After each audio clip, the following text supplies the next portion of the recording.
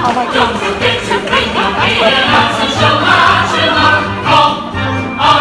Dolly, Levi.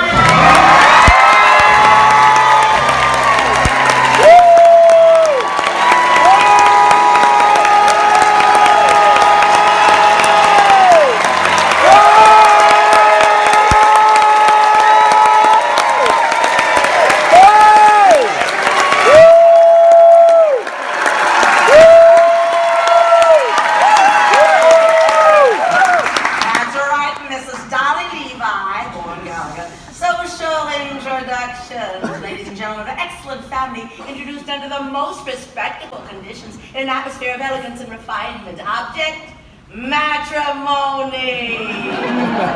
Unfortunately, I won't be able to offer my usual lightning service today, as I have a previous appointment in Yonkers, New York. Arranging the second marriage of Mr. Horace Vandergelder, the well-known half-a-millionaire. I always said, that means he's got at least 60,000 cash. I'll do my best to have you carried across somebody's threshold before the week is out now. I might also mention I'm available for financial consultation, instruction in the guitar and mandolin, short distance hauling, and, a varicose veins reduced. Call on Dolly. She's the one that makes things recommend, just name the kind of man your sister wants, and she'll snatch him up. Don't forget to bring your maiden out, and she'll wash him up. Call on Mrs. Levi! Mr. Kemper, the starving artist. You know, I'm something of an artist myself. I do those silhouettes with scissors and black paper. Mrs. Levi! Here's one of Teddy Roosevelt looking the other way. I have to do them like that because I'm no good at noses.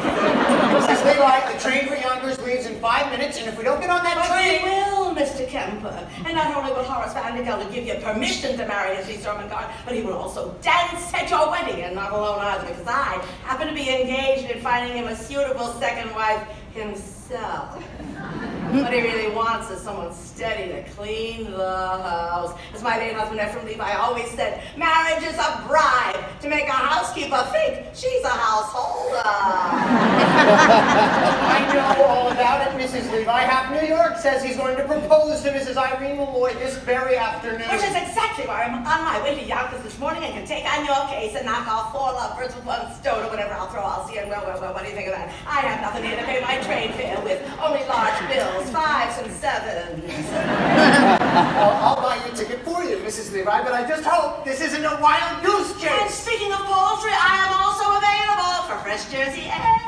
Surgical causes reboned, ears pierced, and pierced ears replugged. Mrs. Levi! just name the kind of man your sister wants, and she'll snatch him up. Don't forget to bring your maiden out, and she'll match him up. Call on.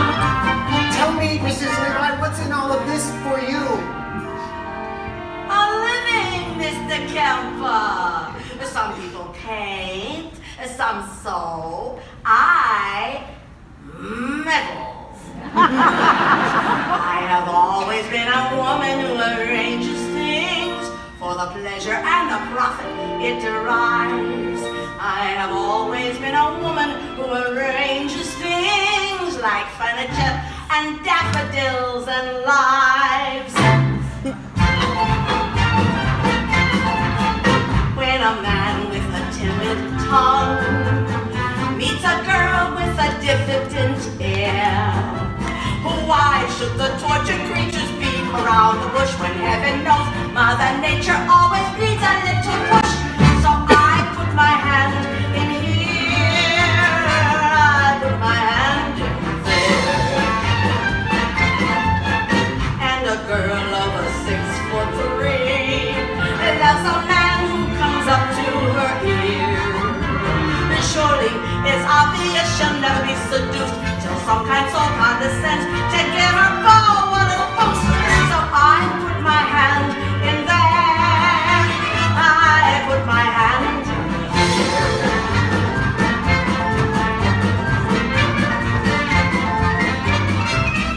I have always been a woman who arranges things. It's my duty to assist the Lord above. I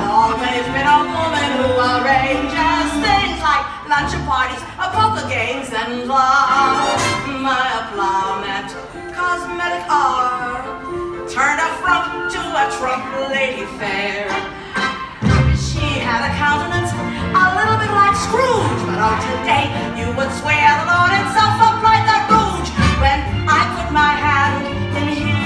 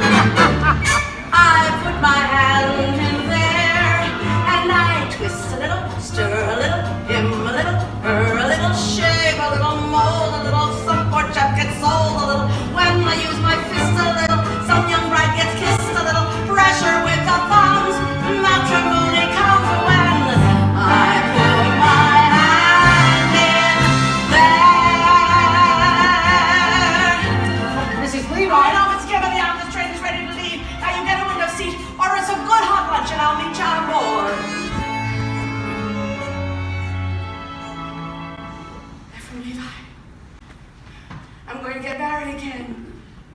I'm going to marry Horace Vandergelder for his money. Send it out circulating among the people like rainwater, the way you taught me, and I want a sign from you sometime today that you approve. Oh, it won't be a marriage in the sense that we have, but I shall certainly make him happy. And I'm tired of him. I'm tired of living from hand to mouth, so I want that sign. Oh, Mrs. Levi! Sometime today.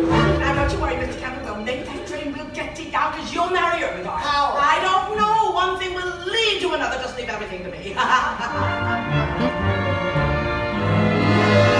Oh, when my little pinky wiggles, some young maiden gets the giggles, and then I make my knuckles active. My says she's so attractive. Then I move my index digit and they both begin to fidget. Then I clench my palm, the preacher reads a psalm when I put my hand in there.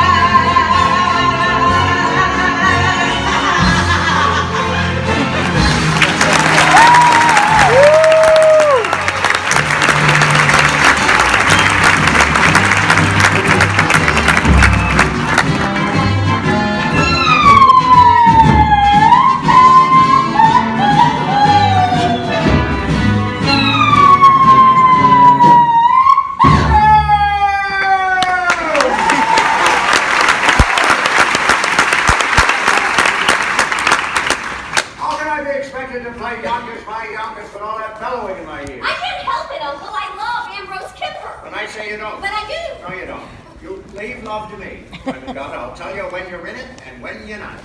Right now, you're not. You're not. Take this. I had a talk with that artist of yours. Oh, you did? Yes, I did. He's a fool.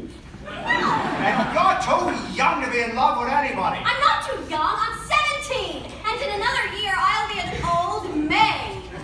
Well, I forbid it. Dare to be an old maid, I've forgotten. I'll cut you off without a cent. Don't cry in the store. Scare off the customers. I can't help it. I'm unhappy. Boy, Thunder, you'll go and weep for a while in New York, where it won't be noticed. Go on. Go upstairs and start packing your trunk. And don't get any tears on the lock. It was just oiled.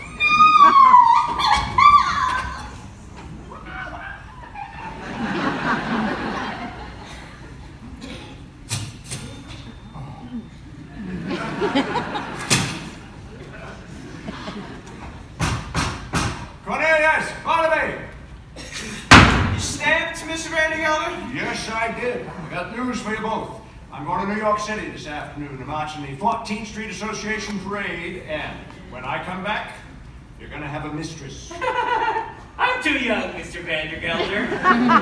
Son, your mistress, hell and damnation, mine. I mean, I'm getting married again to a very refined lady. And in honor of that occasion, I've decided to promote you, Cornelius, to chief clerk. And what am I now, Mr. Vandergelder? You're an impertinent fool. That's what you are, and I'm promoting you from impertinent fool to chief clerk. Any more questions? Yes. What? Does a chief clerk get one evening off a week? No, sir. You'll attend to the store as usual. This is the first time I've been away from the store overnight. When I come back, I want to hear you run the place perfectly in my absence. Now get back to work. And don't forget to put the lid on the sheep tip. Evening's off. Marrying honest. Foolishness. 99% of the people in this world are fools. The rest of us are in great danger of contamination. Right, even I was once young, which was foolish. And fell in love, which was foolish. And got married, which was foolish. And was poor, which was more foolish than all the other things put together. And then my wife died, which was foolish of her. And I grew older, which was sensible of me, and became rich, friendless, and mean. Which in Yonkers is about as far as you can go. Oh, I know what you're wondering now. Why a man of so much good sense should be planning anything as foolish as getting married again? The answer's simple.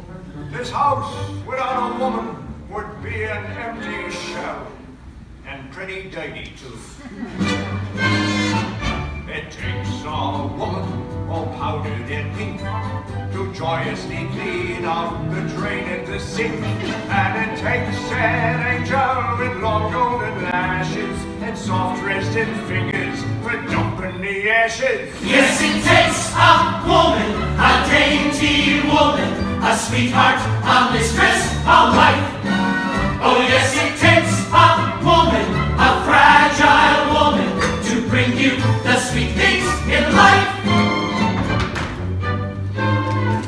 The frail young maiden who is constantly there for washing and bluing and shoeing the mare. And it takes a female for setting the table and weaning the guidensy and cleaning the stable. Yes, it takes a woman, a dainty woman, a sweetheart, a mistress, a wife. Oh yes, it takes a woman, a fragile woman, to bring you the sweet things in life. And so she'll work until infinity. 3 cheers for them and dignity. Rah, rah, rah, rah, rah, rah, F-E-N-I-T-Y. Get out of here!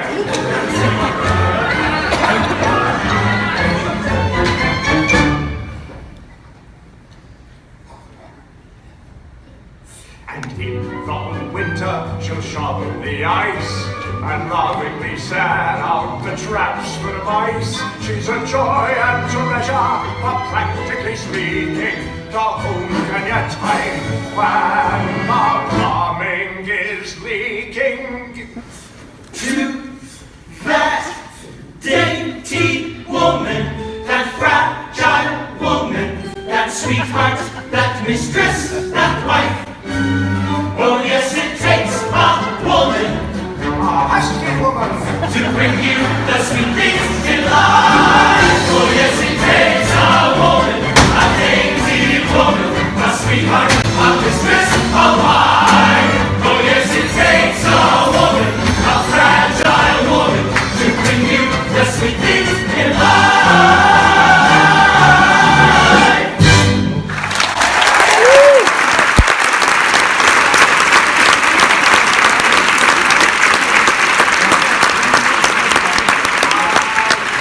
Out of here!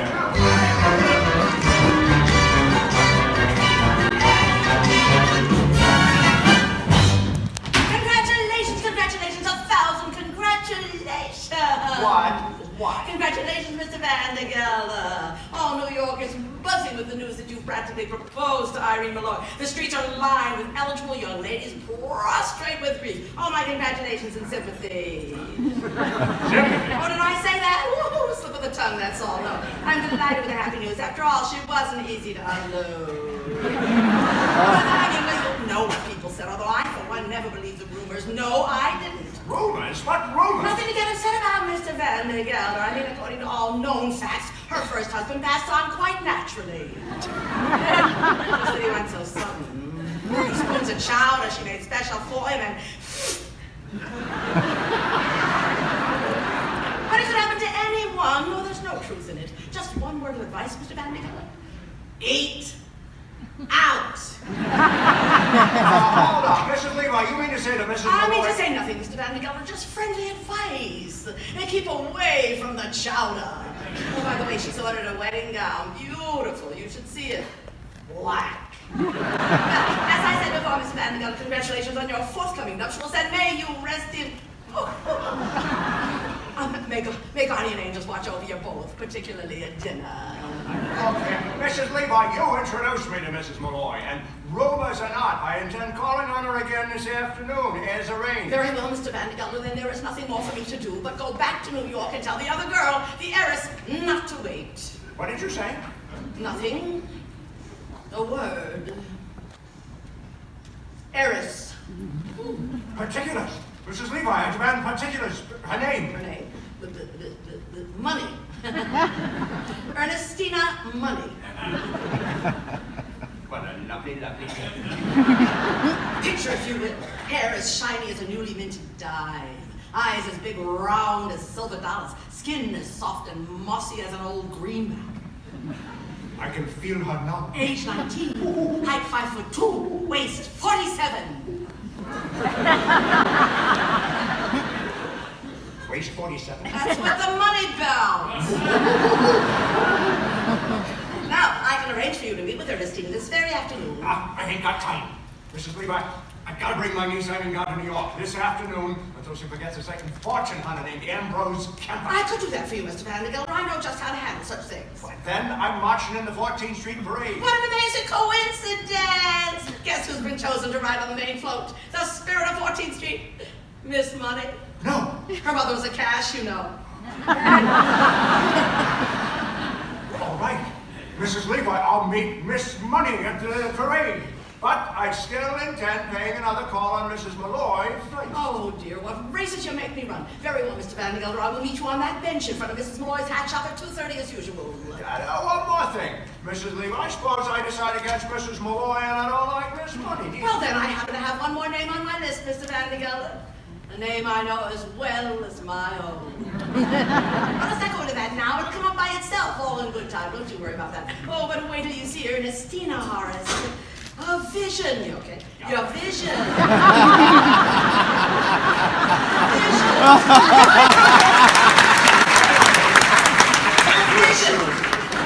vision, a dream. It takes all woman, all powdered and pink, to joyously clean out the drain in the sink. And it takes an angel with long golden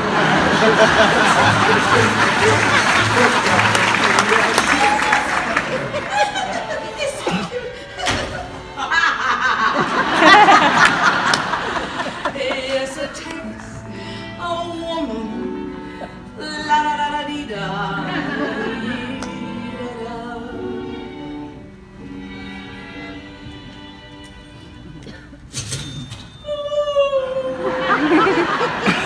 Oh, yes, it takes a woman. La da da da dee da. Da dee da da dee da. You know, effort. I think I'm going to have this room done over in blue wallpaper. Yes, in blue. Ermengarde and Rose, we got plans to make. Chief clerk. I'm promoted from chief clerk to chief clerk. And if I'm good, in 10 years, I'll be promoted to chief clerk again. 33 years old and I still don't get an evening free. When am I going to begin to live? You can live on holidays, Cornelius. Did you forget what we did last Christmas? All those canned tomatoes went bad and exploded, and you and I just cleaned up that mess all afternoon. You call that living? No. Barnaby, you and I are going to New York. You can close the store. Uh-huh. Cornelius, we can't. We'll have to. Some more rotten tomato cans are going to explode. How do you know? Because I'm going to light this candle under them. That's how I know. Holy cabooses. They'll make such a smell, customers won't be able to come into the place for 24 hours. We're going to New York, Barnaby, and we are going to live. We're going to have a good meal. We're going to be in danger. We're going to spend our money. We're going to be arrested. Holy cabooses! And one more thing. We're not coming back to Yonkers until we've each kissed a girl. Cornelius, you can't do that. You don't know any girls. I'm 33 years old. I got to begin sometime. I'm only 17, Cornelius. It isn't so urgent for me. Barnaby, you might as well know right now that everybody except us goes through life kissing. Right and left all the time. Well, thanks for telling me, Cornelius. I often wonder. New York, Barnaby, elevated trains. No. The lights of Broadway. No. The stuffed whale at Barnum's Museum. A stuffed whale? A stuffed whale! What do you say, Barnaby? Yes, Cornelius, yes! Wow. Now, the main thing we do, the first thing we do is show Mr. Vandergelder that you are financially independent. I know. I'll find you a job. Can you dance? I'm an artist, Mrs. Levi. I paint. Well, then my card. Mrs. Dolly Levi, painters taught how to dance. Now, there's a man, Rudolph Reisenweber, at the Harmonia Garden Restaurant on 14th Street. I will give you a note for him, and we'll see if he can have you both entered in the poker contest tonight. The prize is a week's engagement and a solid gold cup. Oh, the cups we won, Ephraim and me. Well, hold on, Mrs. Levi. No fiancé of mine is going to set foot in a cafe. No! And I don't mind saying, I'm surprised you have acquaintances in a place like that. Not acquaintances, Mr. Kemper. Friends. Dear friends from days gone by. My late husband, Ephraim Levi, believed in life in any place you could find it. Cafes, ballrooms, yes, even theaters. Why, even when times were bad, every Saturday night like clockwork, down those stairs at the Harmonia Gardens we came, Ephraim and me. Well, it's all very well to come down like clockwork, Mrs. Levi, but you are asking Ermengarde to work there. It's the only way to show Horace Vandergelder we mean business. Now you go to the Harmonia Gardens this afternoon and say Mrs. Levi sent you. And incidentally, tell Rudolph that Dolly's coming back. And I want a table for two and a chicken for 8 o'clock tonight. Now let's get you packed. Come along. The bottom row looks all right, Cornelius. Now hold the candle under the ones on top. Not too close. They're swelled up like they're ready to bust. Holy cabooses! Oh, Cornelius, I can smell it up here. Let's get dressed, Barnaby. We're going to New York. Out there, there's a world outside of Yonkers. Way out there beyond this rich town, Barnaby. There's a slick town, Barnaby. Out there, full of shine and full of sparkle. Close your eyes and see it glisten, Barnaby. Listen, Barnaby.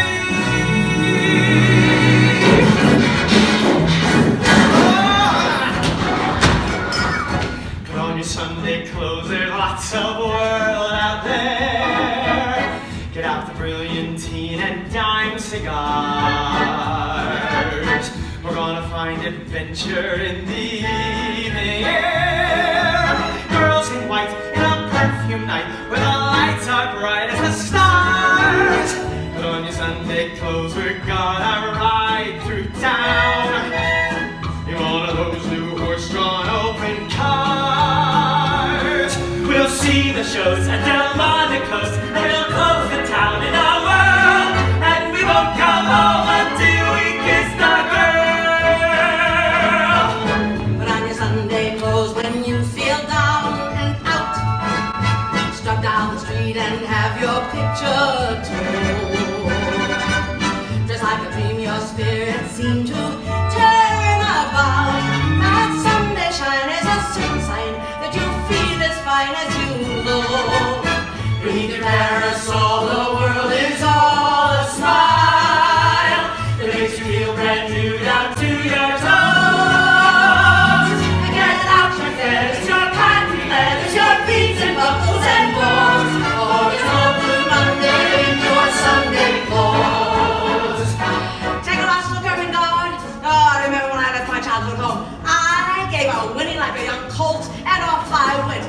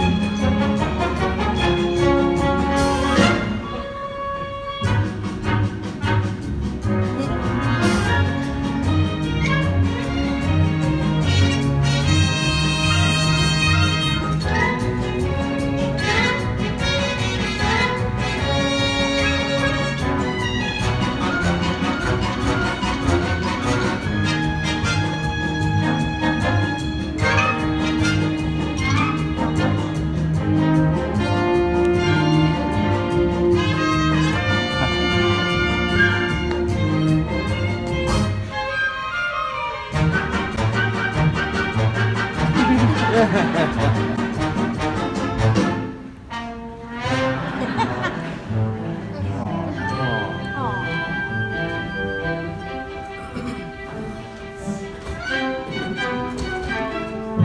dear! Oh my! Will you look at that? 10 o'clock and the shop not opened yet. It's all because of the impending marriage, I tell you. What marriage? Oh, I thought you knew. Why, the marriage Mrs. Levi is arranging between Mr. Horace Vandergelder, the well-known Yonkers half-a-millionaire, and my employer and friend, Mrs. Irene Molloy. Although, if you ask me, he'll never take the place of her late husband, Mr. Peter Molloy. May he rest in peace wherever he is, I'm not sure.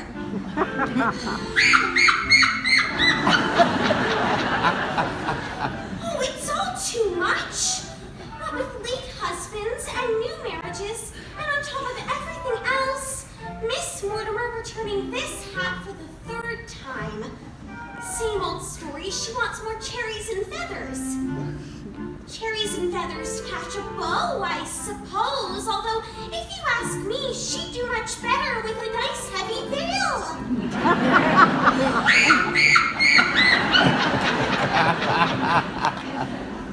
Ribbons down our back, I told her. Ribbons down our back is what we'll be wearing this summer if we want to catch a gentleman's eye, but she'd have none of it. Cherries and feathers she wants. On today of all days, when that poor dear sweet Mrs. Molloy has enough on her mind. With what, Minnie? With the door! It's stuck! It's stuck? Oh, then push!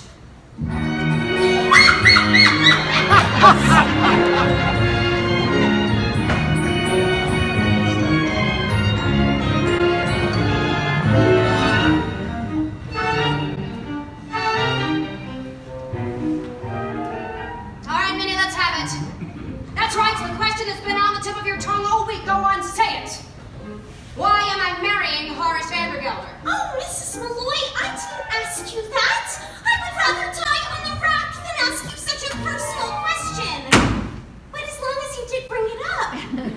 I am marrying Horace Vandergelder for one reason and one reason alone, Minnie. To get away from the millinery business. I hate hats! Mrs. Molloy! And I can no longer stand being suspected of being a wicked woman with nothing to show for it. Oh, Mrs. Molloy! No, don't protest, Minnie. All millineresses are suspected of being wicked women. Like, half the ladies that come into this shop just to look at me. That's why I can't go to restaurants or balls or theaters. Oh, that's all the proof they need. Now, take my word for it, Minnie. Either I marry Horace Vandergelder or I break out of this place like a fire engine. But do you love him? No, Minnie, I don't.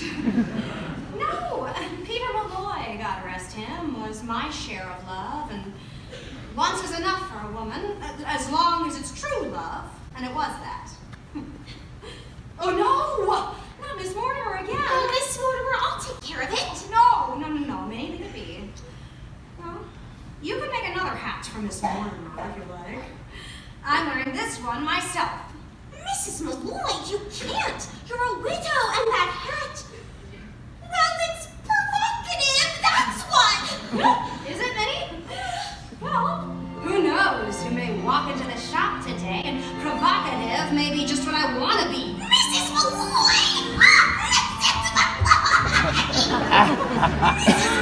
Molloy!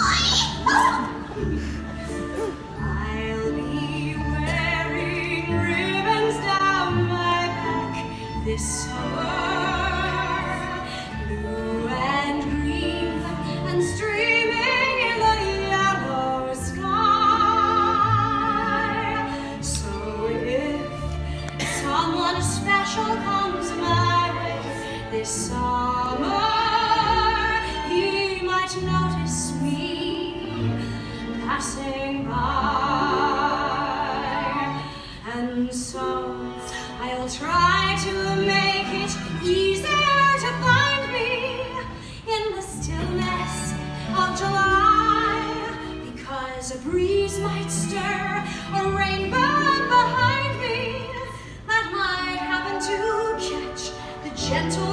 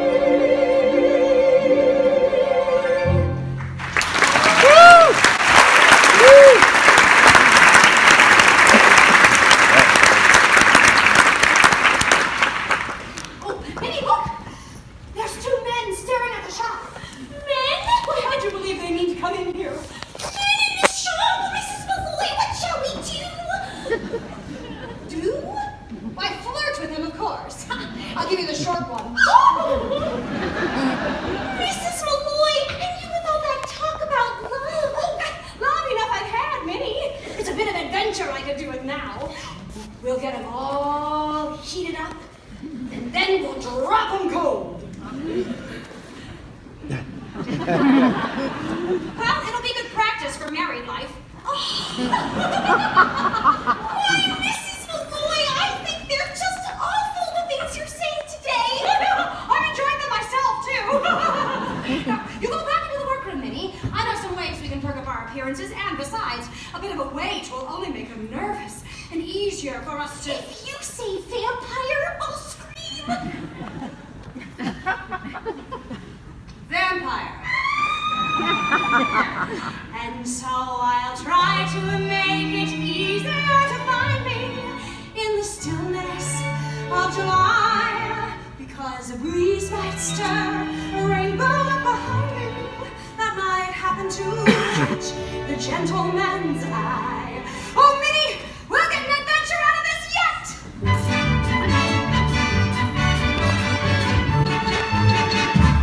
We'll get an adventure out of this yet, Barnaby. All day long we wander around New York and nothing happens, and then we come to the quietest street in the city, and suddenly... Vandergelder! Is he still out there? He's sitting on that bench! Cornelius, are you sure this is an adventure? You don't have to ask, Barnaby. When you're in one, you'll know it, all right? Maybe I wouldn't, Cornelius. Tell you what, let's arrange a signal. I'll say to you, pudding! I'll say pudding to you if it's an adventure word. Pudding? Pudding! Barnaby, how much money do you got left? Oh, not much, Cornelius. 40 cents for the train back, 30 cents for dinner, and 20 cents to see the whale.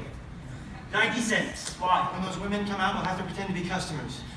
Maybe the best thing to do is make them think we're rich, then we won't have to spend anything. We're two men about town.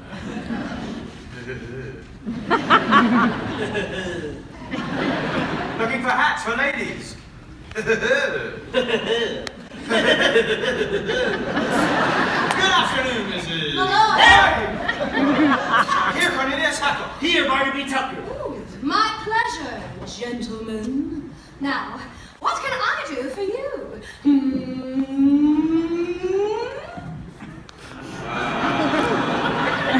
Well, you see, we're two ladies about town. He means we're hats, and we want to buy some ladies to put under them.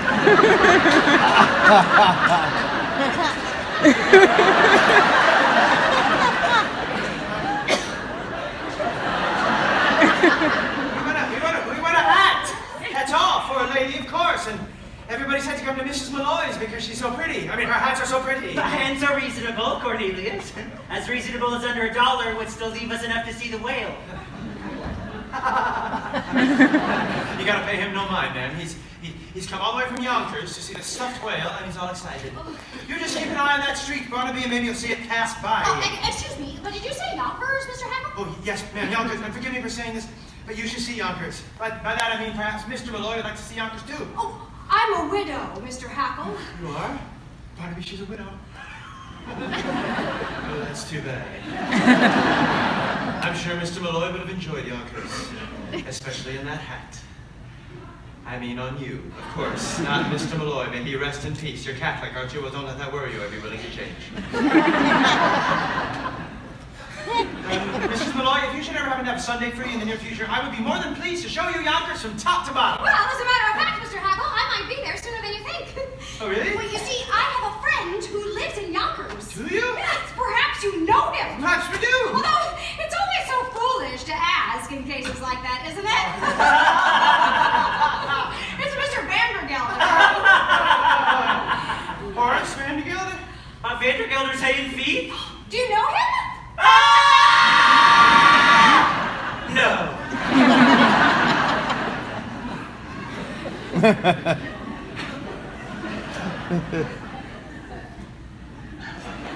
Well, Mr. Vandergelder's a substantial man and well-liked, they tell me. Oh, yes. A lovely man, Mrs. Molloy, just lovely. He has only one fault, as far as I know. He's hard as nails. But apart from that, a lovely man. With a large circle of friends? Oh, yes, indeed. 3 or 4. Cornelius, I think he's... I beg your pardon, Mrs. Molloy. What an attractive shop you have. Barnaby, notice those interesting doors and cupboards, and this precious piece of furniture with a low-hanging cloth. If your friend might like this one. Look out! Beg your pardon, Mrs. No, Molloy. damn it, what are you doing? Help us, Mrs. Molloy. We'll explain Will you later. come out in this minute? Worse innocent as can be, Mrs.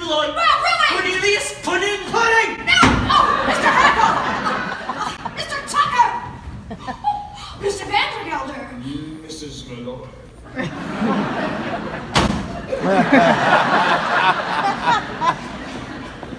I don't suppose Mrs. Levi's in here, is she? She was supposed to meet me on that bench 10 minutes ago. Well, she could just go looking for me if she comes. When I make an appointment, I like people to be on time. Oh, here. There's a present for you. Chocolate-covered peanuts. Unshelled. That's the expensive kind. Did I just see you talking with two men? Oh, men? Oh, men. Oh, Mr. Vandergelder. Ah, what would men be doing in a hat shop, huh? So, Mr. Vandergelder, what's new in the hay and feed business? I understand you have 3 friends, all hard as nails.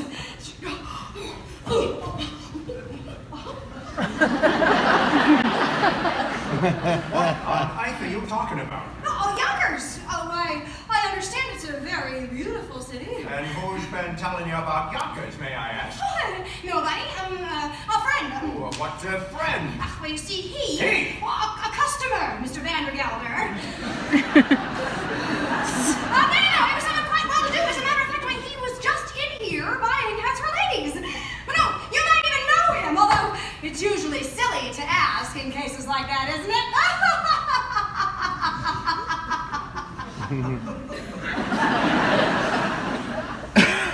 It's a Mr. Cornelius Hackl. Hackl! Ow. Ow! Wow, wow, wow, wow, wow, wow!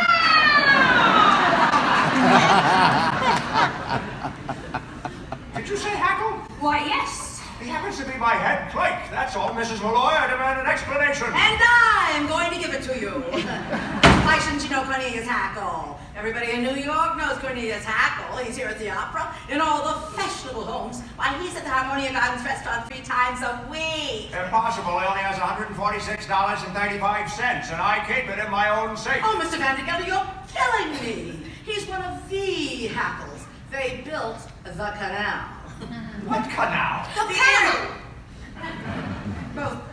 It ain't the same man. Who took the horses out of Jenny Lynn's carriage and pulled her through the streets? Cornelius Hackl. And who dressed up as a waiter at the 5th Avenue Hotel and dropped an oyster down Mrs. Astor's? I can't say it, but it was Cornelius. He's the playboy of New York.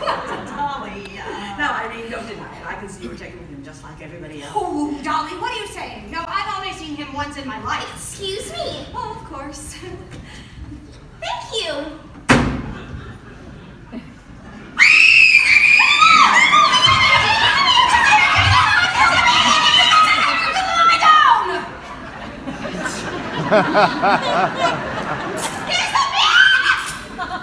No, look here. If there's a man in that closet... No, Mr. Vandergelder, you can't. It's too dangerous. No man that hides in ladies' closets can frighten me, Mrs. Levi. Stand aside. No man, indeed. I'm sure you'd make short work of any man. Those muscles. I can see them now, rippling back and forth under your coat. For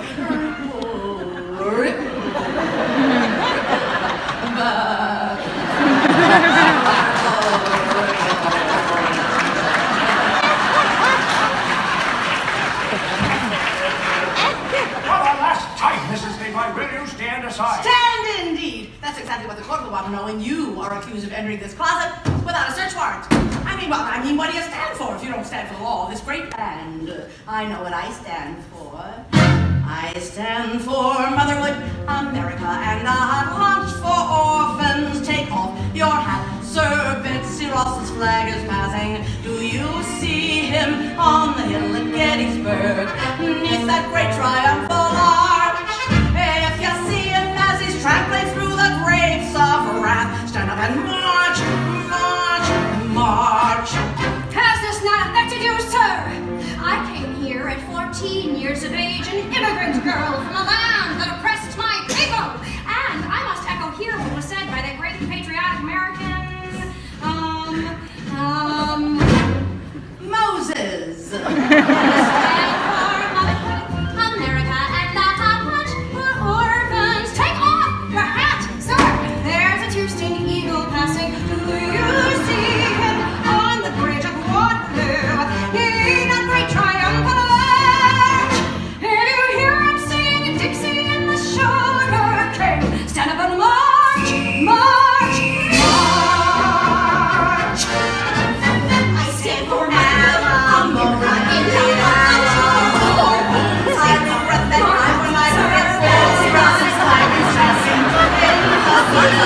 Oh,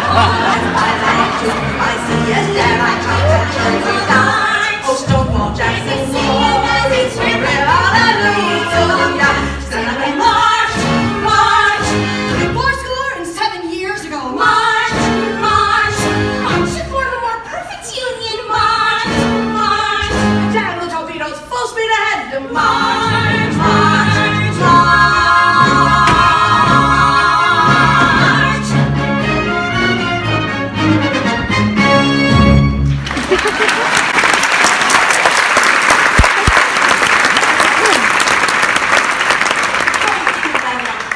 There couldn't possibly be a man in this closet.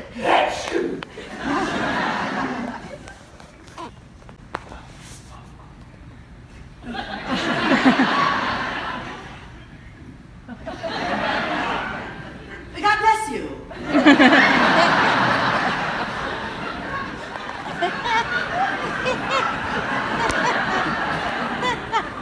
Mrs. Molloy. All right, Mr. Vandergelder, there is a man in that cupboard. Aha! And another one underneath that table. There also happens to be a very simple explanation, but for the present, Good afternoon. Good Lord. The whole room is crawling with men.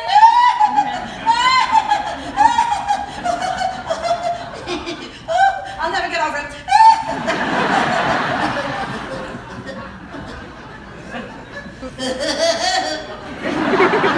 I take it I'll see you later this afternoon, Mr. Vandergelder. Oh, you certainly will, Mrs. Levi, with a certain young lady on the main float at the end of the parade. Mrs. Molloy, I shan't trouble you again, and vice versa.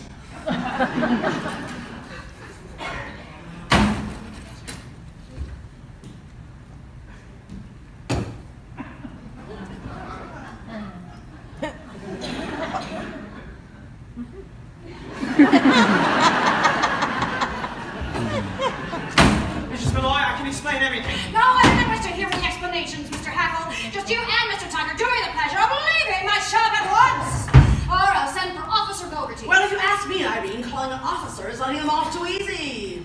The law courts, that's where they belong. I've been adding up the legal offenses these two have committed, and believe me, you've got grounds for at least 2 writs. A non-compass mentis and a garnishee. Now, the main thing is to show you're trying to settle it amicably first. Have dinner with them. Dinner? Is that absolutely necessary, It's the darling? way things are done in the law, Irene. Dinner first, garnishee afterward. Well, if it must be, Mr. Hackl, Mr. Tucker, you may take Miss Fay and myself to dinner. Delighted, Mrs. Molloy. I speak for Barnaby, too. Now, I hear there's a very nice restaurant in the railway station. Oh no, Mr. Hackl. Now, if the Harmonia Gardens is good enough for your fashionable friends, it's good enough for us. We couldn't go there. Now, don't misunderstand me. It isn't the money or anything like that. No. It's the whale. It's the whale. No. It's the dancing. You see, they have dancing in places like that, exhibitions, even contests, and I don't know how. And it would take me weeks, months, years to learn. This is Dolly Levi, 33-year-old chief clerk, taught how to dance. Just give me 5 minutes of your time, Mr. Hackl, and I'll have you dancing in the streets. We'll start with lesson 7, the waltz, kick, turn. Very simple. And her right foot touch, left foot touch, under, back, around, touch. Her back, through, around, behind, out, over, release, release, unfurl. That's wonderful. When I think of the lucky women who will find heaven in your arms. Let's go back to lesson 1. Put your hand on her waist and stand with her right in your left hand. Dance. 1, 2, 3. 1, 2, 3. 1, 2, 3. 1, 2, 3. 1, 2, 3. 1, look, I'm dancing. But I was. Of course you were, Mr. Hackl. Take someone whose arms you're in. Hold on to her tight and spin. And 1, 2, 3, 1, 2, 3, 1, 2, 3. Wow! I'm dancing! Turn around and turn around, try flying. be a little more aesthetic. Don't you think my dancing has a polish and a flair? The word I think I'd use is athletic. Well, my heart is about to burst. My head is about to pop. And now that I'm dancing, who cares if I ever stop? Look at me, everybody. Cornelius Hackl, sports and dancing. You're next, Mr. Tucker. Glide and step and then step and glide.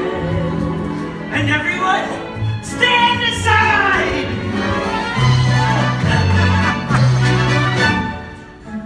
He's dancing.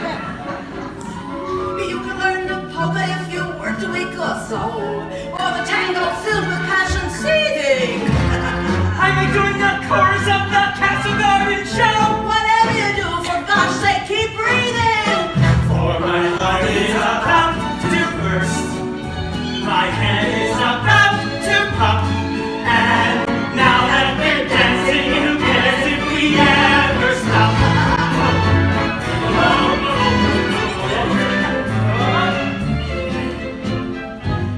When there's someone you hardly know and wish you were closer to, remember that he can be near to you while you're dancing.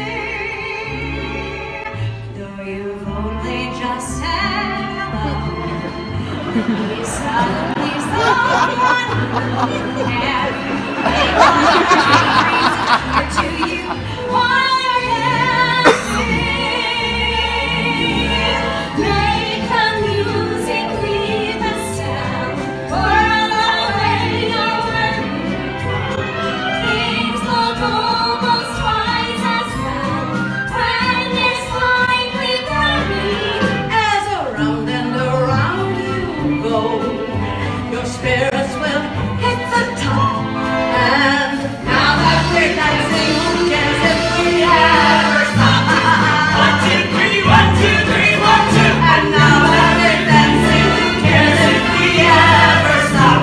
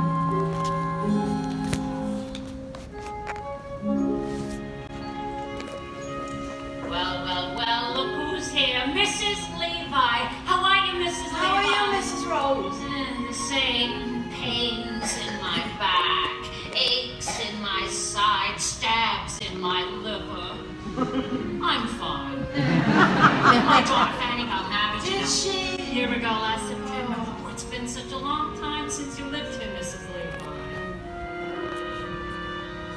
Such a long, long time.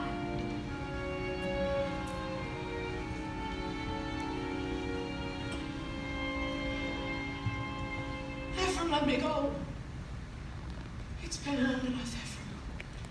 Every evening for all these years, I put out the cat, I locked the door, I made myself a little rum toddy, and before I went to bed, I said a prayer, thanking God that I was independent, that no one else's life was mixed up with mine. And then one night, an oak leaf fell out of my Bible.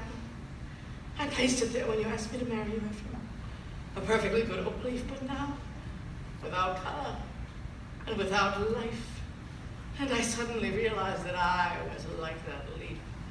For years I'd not shed one tear, nor had I been filled with the wonderful hope that something or other would turn out well. And so I have decided to rejoin the human race. And Ephraim, I want you to give me away.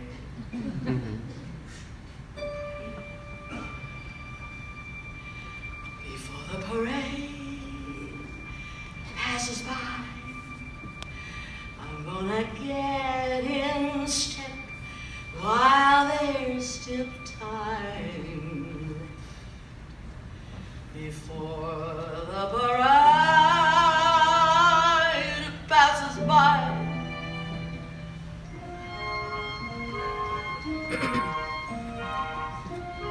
Oh, Mrs. Levi! Oh, come along. Cornelius is taking us down to see the 14th Street Parade. Everybody will be marching. Oh, Irene, you're crying. Oh, Dolly. The world is full of wonderful things. Come with us, Dolly. I will, Irene.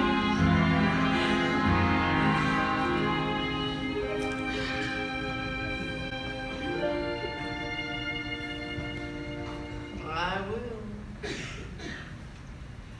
Before the parade passes by, I'm gonna go and taste Saturday's high life. Before the parade passes by, I'm gonna get some life back into my life. I'm ready to move out in front. I've had enough of just passing by life with the rest of them, with the best of them.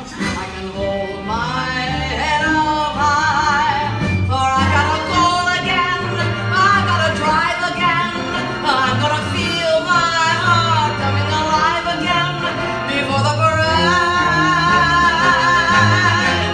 passes by. Oh, look at that crowd up ahead. Listen and hear that brass harmony girl. Look at that crowd up ahead.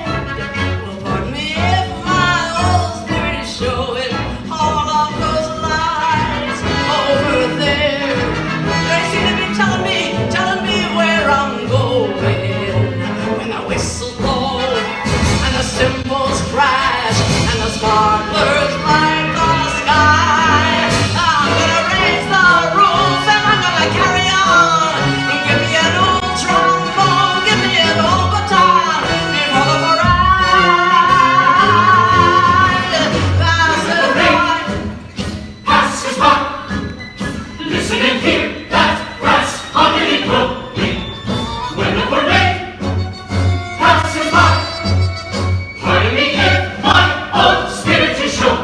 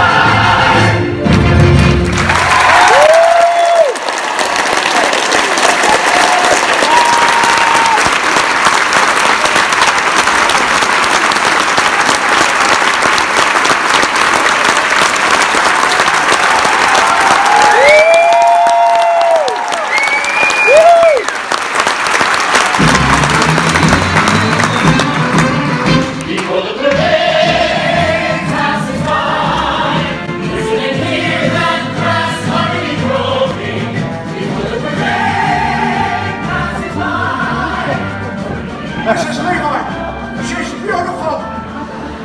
Everything you said and more. Don't move, Miss Honey. I'm coming. I'm on my way. Hey? Cut that out. That's my fiancé. Stop. You put that back. I paid for that girl and I want all the parts. Somebody, what have they done to you?